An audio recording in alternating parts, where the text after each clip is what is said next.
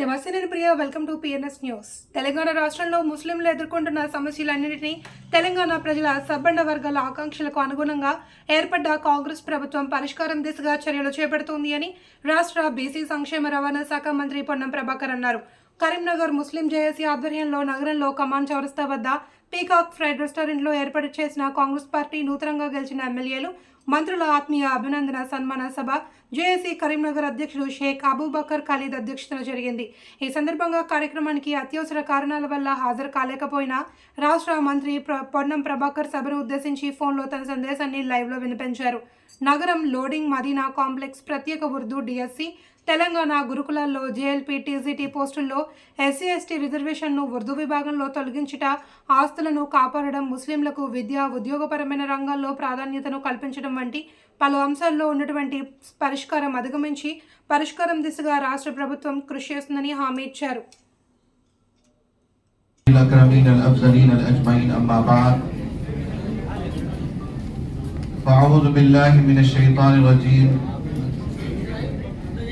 بسم الله الرحمن الرحيم. قال النبي صلى الله عليه وسلم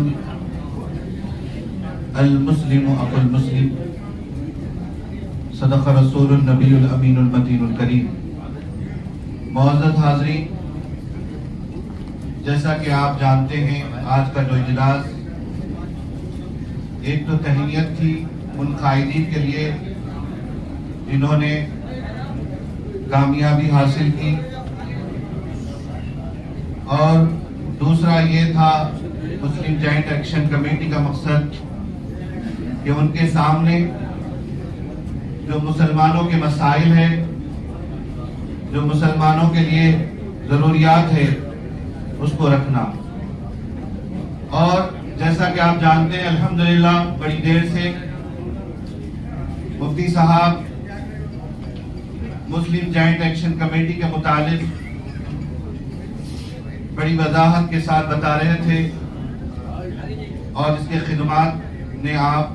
خدمات آپ ان سے بھی سن رہے تھے، اور الحمدللہ آپ سب جانتے بھی ہیں کہ مسلم جوائنٹ ایکشن کمیٹی کی کیا خدمات ہے. معزز حاضرین، زیادہ وقت لیے بغیر بس یہ چند کلمات آپ کے گوشے گزار کرنا چاہتا ہوں. ایک بار ہمارا مل کر عقیدت کے ساتھ رسول کائنات فخر موجودات حضور تاجدار عرب و عجم فخر عیسیٰ و عجم سیدنا محمد رسول اللہ صلی اللہ علیہ وسلم کی بارگاہ اقدس میں ہدیہ درود پیش کریں. پڑھیے درود پاک. اللہم صلی علی سیدنا و نبینا مولانا محمد و بارک وسلم. صلاۃ و سلام علیک یا رسول اللہ، صلاۃ و سلام علیک یا حبیب اللہ صلی اللہ علیہ وسلم. تمنا درد دل کی رکھ تو کر خدمت فقیروں کی، نہیں ملتی ہے دولت بادشاہوں کے خزینوں میں. معزز حاضرین کرام، بس الحمدللہ جیسا کہ ہم دیکھ رہے ہیں یہاں جتنے بھی حضرات ہیں فرد واحد نہیں بلکہ سب اپنی اپنی جگہ ایک انجمن نظر آتے ہیں. کسی نہ کسی معاملات سے جڑے ہوئے ہیں اور سماجی خدمات سے جڑے ہوئے ہیں، اور سماج جن کی سنتا ہے، اور الحمدللہ وہ بہترین نمائندگی کرنے والوں میں سے ہیں. اور یقیناً اللہ تعالیٰ اسی سے خدمت دیتا ہے، اس کے مخلوق کی خدمت کا موقع انہی کو دیتا ہے جن سے وہ محبت رکھتا ہے. اور یقیناً آپ حضرات بڑے خوش نصیب ہیں کہ اللہ تبارک و تعالیٰ نے آپ کو مخلوق کی خدمت کے لیے چنا ہے.